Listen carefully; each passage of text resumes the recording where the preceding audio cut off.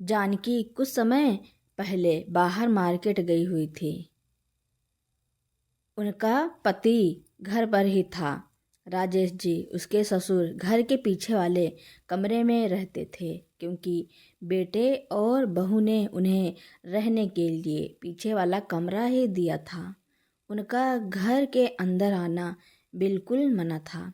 अगर वह कभी भी घर के अंदर आ भी जाते तो जानकी उन्हें बातें सुनाने लगती और कहती कि सारा घर तुमने गंदा कर दिया, मुझे फिर से पोछा लगाना पड़ेगा। लेकिन वह अपने पोता पोती को देखने के लिए आ जाते थे।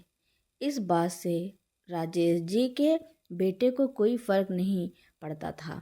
उनकी बहू उन्हें चाहे कुछ भी कहें।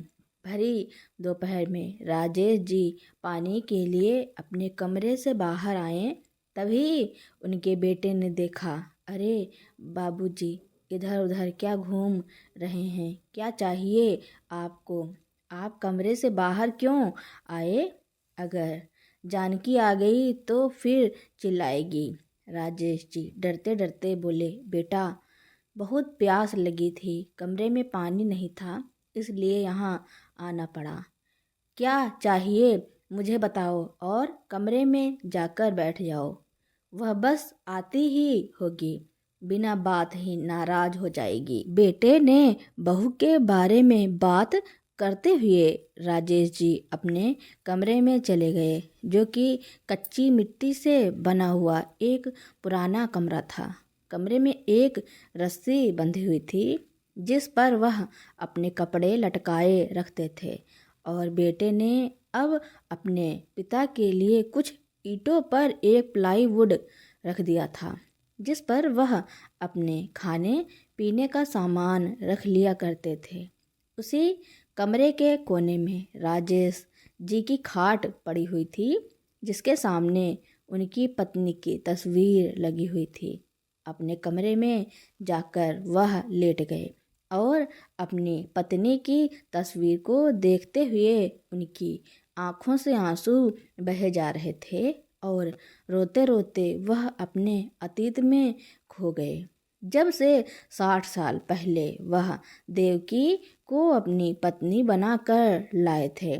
शुरू शुरू में किसी बीमारी के चलते दोनों माता पिता नहीं बन पा रहे थे, पर उन दोनों ने लाखों कोशिश की। देवकी जी ने हर मंदिर, हर मस्जिद के चक्कर लगाए और राजेश जी ने कोई कसर नहीं छोड़ी। गांव शहर आसपास हो या दूर हो, उन्होंने हर अस्पताल के चक्कर लगाए और हार कर भगवान को उन दोनों पर तरस आ गया। और 8 साल के इंतजार के बाद एक दिन ऐसा भी आया जब ईश्वर की कृपा से देवकी जी ने 2 जुड़वा बच्चों को जन्म दिया, एक बेटा और एक बेटी। उन्होंने बेटे का नाम कृष्णा और बेटी का नाम उमा रखा। समय के साथ साथ बच्चे बड़े होने लगे। देखते देखते उनकी पढ़ाई पूरी हुई और अब उन्होंने अपनी बेटी की शादी बड़ी धूमधाम से किया। उनके दामाद एक बहुत ही समझदार और सुलझे हुए व्यक्ति थे। यूँ कहूँ कि दामाद के रूप में उन्हें एक बेटा मिल गया था, किंतु सरकारी नौकरी के चलते वह अधिकतर बाहर ही रहते थे। बेटी की शादी के अगले साल ही उन्होंने बेटे की शादी भी करवा दी। शुरू शुरू में तो सब ठीक ठाक ही था, लेकिन धीरे धीरे बहू के रंग ढंग बदलने लगे। लेकिन जैसे ही बहू ने अपने रंग बदले, देवकी जी को उससे तगड़ा झटका लगा। देवकी जी जितनी साधारण और सरल स्वभाव की थी, उतनी ही कड़क भी थी। जैसे को तैसा व्यवहार करना उन्हें अच्छे से आता था, इसलिए देवकी जी की बहू अपने मन की नहीं कर पाई। लेकिन उनके जाने के बाद उसने राजेश जी की जिंदगी जैसे जहन्नुम बना दी थी। अभी 3-4 महीने पहले ही उनका देहांत हो गया। तब से कृष्णा की पत्नी अपने ससुर को इतना सताने लगी जिसके साथ कोई कल्पना भी ना कर पाए। इसलिए बेटे ने भी समस्या का समाधान निकालने के लिए कुछ नहीं किया, ना ही अपने पिता को घर में रहने दिया और ना ही घर से बाहर निकाला। उसने अपने पिता को उस कमरे में रख दिया जिसमें कभी देवकी जी के रहते राजेश जी ने कदम भी नहीं रखा था, जिसमें कभी जानवरों के लिए भूसा रखा जाता था और कुछ जानवरों को बांधा जाता था। आज उस जगह कृष्णा ने अपने पिता को डाल दिया था और वो चाह कर भी कुछ ना कह पाए, क्योंकि वह अपने कारण घर में किसी तरह का तनाव नहीं चाहते थे। सुबह में उनके कमरे में चाय कभी मिलती थी तो कभी नहीं, और दोपहर में बेटा ही खाना एक पन्नी में बांधकर कमरे में भिजवा देता था। उसके बाद ना कोई वापस उस कमरे की तरफ आता और ना ही राजेश जी कहीं जा पाते। वहीं पड़े रहते दिन रात, क्योंकि उन्हें वहाँ से बाहर जाने की मनाही थी। वह कमरा उनके लिए कैद बनकर रह गया। सोचते कि शायद मैं इसी कालकोठरी में मर जाऊंगा, पता नहीं बाहर की दुनिया देख भी पाऊंगा या नहीं। फिर एक दिन जैसे भगवान को उन पर तरस आ गया और बिना बताए उनके दामाद और बेटी उनके घर पहुंच गए। वो अचानक वहां पहुंचकर सबके चेहरे पर खुशी देखना चाहते थे, लेकिन जैसे ही वह पहुंचे जानकी ने दरवाज़ा खोला। उन्हें देखते ही उसके चेहरे के रंग उड़ गए। उसके चेहरे का रंग उड़ा हुआ देख उमा उसके चेहरे के आगे हाथ घुमाती हुई बोली, भाभी कहाँ खो गई आप? हम अंदर आएं या दरवाजे पर खड़े रहें? जानकी खुद को संभालते हुए बोली, अरे नहीं नहीं दीदी, आइए ना, अंदर आइए। जीजा जी दोनों अंदर आकर बैठे। जानकी ने उन्हें पानी दिया। पानी पीते ही उमा बोली, भाभी घर में कोई दिख नहीं रहा है, सब कहाँ गए हैं? ना बच्चे हैं ना भैया। जानकी ने कहा, दीदी आपके भैया तो ऑफिस गए हैं और बच्चे अंदर दूसरे कमरे में सो रहे हैं। जानकी ने पीने के लिए ठंडा दिया और बिस्कुट नमकीन रख दिए। तभी मोहित ने कहा, और पापा जी वह कहाँ हैं? भाभी वह थोड़ा हड़बड़ाते हुए बोली, पापा जी वह तो अभी आपके आने से पहले ही निकले, बस यहीं पड़ोस में होंगे कहीं। तभी उमा को कुछ बर्तन गिरने की आवाज़ आई और वह बोली, भाभी यह आवाज़ कैसी है? तभी जानकी झट से बोली, वह बच्चों के कमरे में जो कलर लगा रहा है ना, वही थोड़ा सा आवाज़ करता है। उमा बोली, अच्छा चलो कोई बात नहीं, इस बार तो भैया और पापा दोनों से मिलकर ही जाऊंगी। हर बार बस आती हूँ और घंटे 2 घंटे में चली जाती हूँ, पर इस बार सब काम से फ्री होकर आई हूँ 2-3 दिन के लिए। यह सुनते ही जानकी के हाथ पैर फूल गए। वह बोली, 2-3 दिन? उमा हंसते हुए बोली, क्यों भाभी, चले जाएं क्या? तभी जानकी ने कहा, अरे नहीं दीदी, 2-3 दिन क्यों, जब तक आपका दिल करे तब तक रहो। दीदी मैं अभी आती हूँ, आप बैठो। जानकी आई और कृष्णा को फ़ोन लगाकर बोली, सुनिए जी, आपकी बहन इस बार रहने के इरादे से आई है। अभी आराम कर रही हैं, पर उठते ही फिर से अपने पापा के बारे में पूछने लगेंगी तो मैं क्या कहूँगी? कृष्णा बोला, तुम फिक्र मत करो, मैं आज थोड़ा जल्दी आ जाऊँगा, आकर सब कुछ संभाल लूँगा, तुम आराम करो। दोपहर में सभी आराम से सो रहे थे। जब जानकी और उसके बच्चे जागे तब तक उमा के बच्चे भी जाग चुके थे। दौड़ते हुए बच्चे उमा के पास आए और बुआ बुआ कहते हुए उसके पास दौड़े आए और बोले, बुआ आप हमारे लिए क्या लेकर आई हो? उमा ने भी बच्चे के बैग से कपड़े निकाले और बच्चों को देते हुए बोली, कैसा लगा बुआ का गिफ्ट? बच्चे बहुत खुश हो गए और फिर नए नए कपड़े पहनकर पूरे घर में घूमने लगे। तभी उमा ने फिर से पूछा, भाभी हमें यहाँ आए काफ़ी टाइम हो गया, पापा अभी तक नहीं आए, ऐसे कहाँ चले गए? तभी मोना बोली, बुआ दादा। तो तभी जानकी ने मोना के मुंह पर हाथ रखते हुए कहा, अपने दोस्त के गांव गए हैं। वह पास में ही एक गांव है जहां पापा जी के कोई दोस्त रहते हैं, तो वहीं चले गए हैं। उमा को थोड़ा अजीब लगा। अच्छा भाभी, हमें पापा ने कभी बताया नहीं इस बारे में। खैर आप यह तो पूछो कि वह कब तक आएंगे। आपने बताया उन्हें कि हम आए हुए हैं। जानकी बोली, दीदी पापा जी के पास फ़ोन नहीं है, इसलिए थोड़ी देर रुकिए।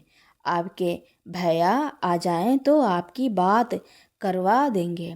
वह लोग इसलिए उमा के सामने सच नहीं आने देना चाहते थे क्योंकि उन्हें पता था कि उमा को अगर उसके पिता ने बता दिया कि यह लोग उसके साथ कैसा व्यवहार कर रहे हैं तो उमा उन्हें छोड़ेगी नहीं, इसलिए छुपाने की कोशिश की जा रही थी। अब उमा ने मोहित से कहा, मोहित आपको कुछ अजीब नहीं लग रहा है?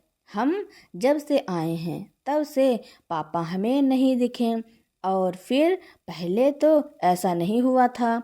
दरअसल पहले जब भी उमा आई थी तो पहले से बताकर आई थी और वैसे भी उनकी माँ को गुजरे अभी कुछ ही समय हुआ था। वह उनके बाद 2 बार ही आई थी, वह भी अपने भैया और भाभी को बताकर। तो कृष्णा ने पहले ही अपने पिता को समझा दिया था।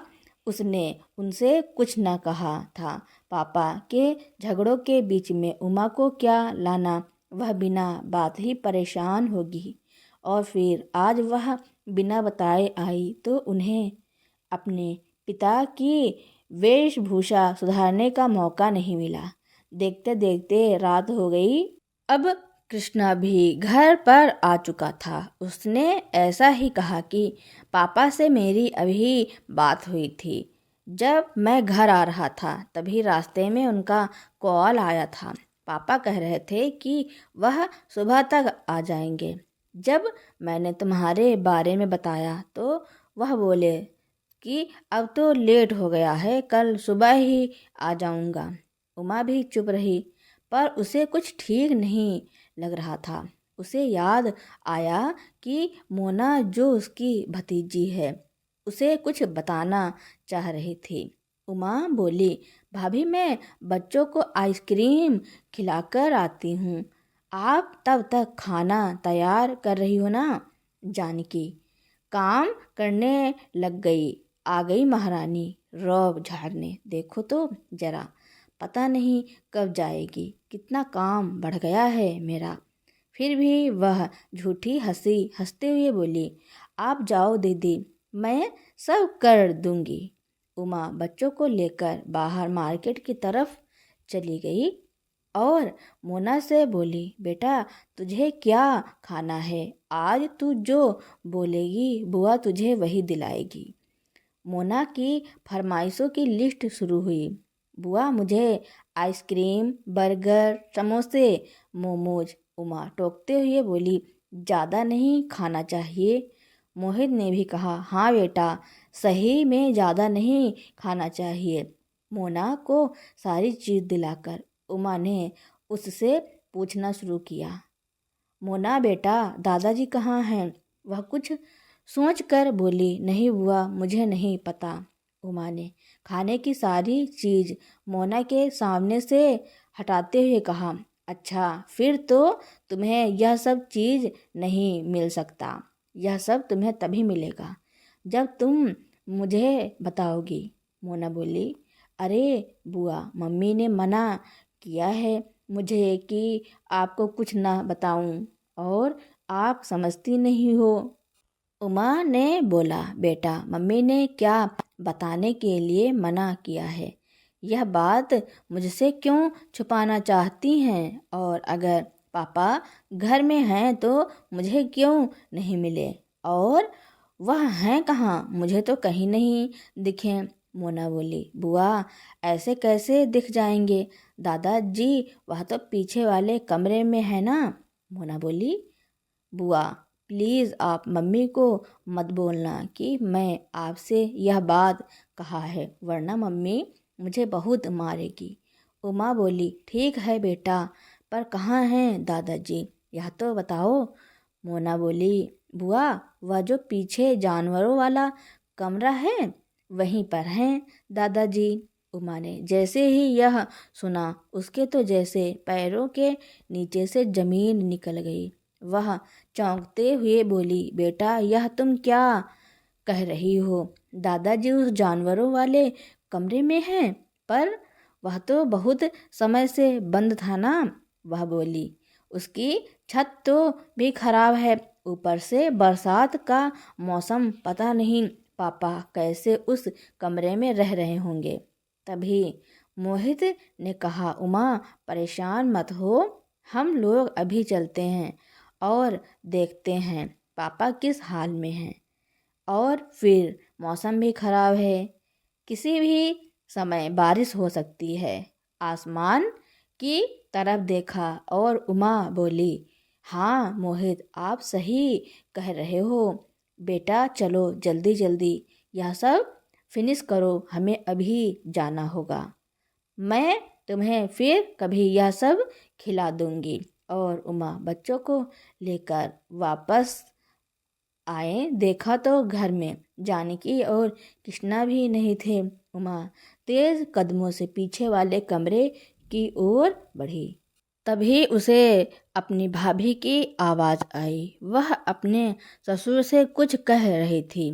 बाबूजी, अगर 2 वक्त की रोटी खाना है ना तो अपना मुंह बंद रखना, और हाँ, ज़्यादा बेटी को सगा बनाने की ज़रूरत नहीं है। अगर उनसे कुछ कहोगे भी तो वह तो आपकी बातें सुनकर चले जाएंगे, बाद में हम ही यहाँ रह जाएंगे आपकी सेवा पानी करने के लिए। आज राजेश जी बोल पड़े, अरे जानकी, आज तुम्हें क्या हो गया? बड़ी तमीज से बात कर रही हो, या उमा के आने का डर है, या कृष्णा यहाँ खड़ा है इस बात का? इतने में ही जानकी भड़क गई और बोली, तुझे तमीज नहीं रही क्या बुढ़े? इतनी इज्जत दे रही हूँ, वह कम है क्या? एक तो तुझे बनाकर खिलाऊं, ऊपर से तेरे ड्रामे देखूं, और जहाँ तक रही तेरे बेटे की, इससे मुझे डर नहीं लगता, बल्कि इसको मुझसे डर लगता है।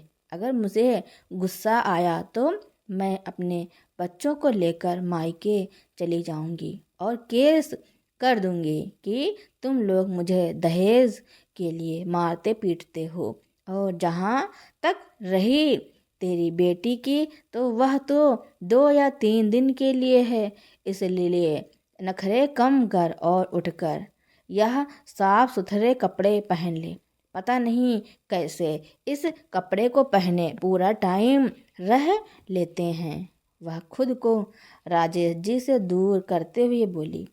उमा ने वक्त पर दिमाग का इस्तेमाल किया, वीडियो रिकॉर्ड कर ली और उमा सामने आकर जानकी से बोली, वाह भाभी, क्या संस्कार हैं आपके! क्या आपके माँ बाप ने आपको यह सब सिखाया? आपको मेरे माता पिता के साथ इतना बुरा व्यवहार करते एक बार अपने पिता की याद नहीं आई? या आप उन्हें भी इसी तरह जानवरों वाले कमरे में डाल कर रखती हैं? जानकी की बोलती बंद हो गई। उसने अपने भाई से कहा, और भाई, आपको शर्म नहीं आई अपने बाप के साथ ऐसा करते हुए? कैसे बेटे हो तुम? आज के बाद मेरे पापा के आसपास भटकने की कोशिश भी मत करना, वरना इतने डंडे लगाऊंगी कि दोनों याद रखोगे।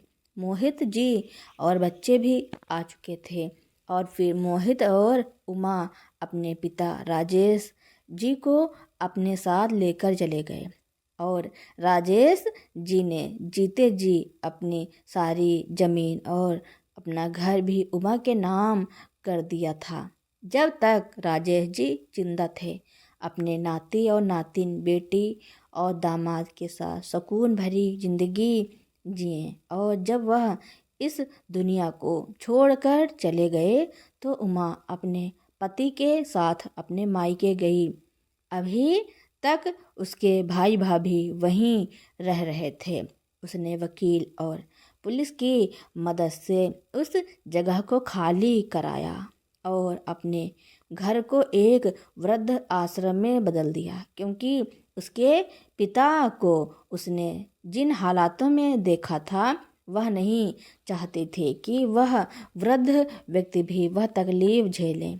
आज उस वृद्ध आश्रम में बहुत लोग एक साथ रहते हैं, एक परिवार की तरह। और राजेश जी की मूर्ति जो कि उमा ने वृद्ध आश्रम में लगवाई थी, उसे देख सभी लोग इस बात का शुक्रिया अदा करते हैं।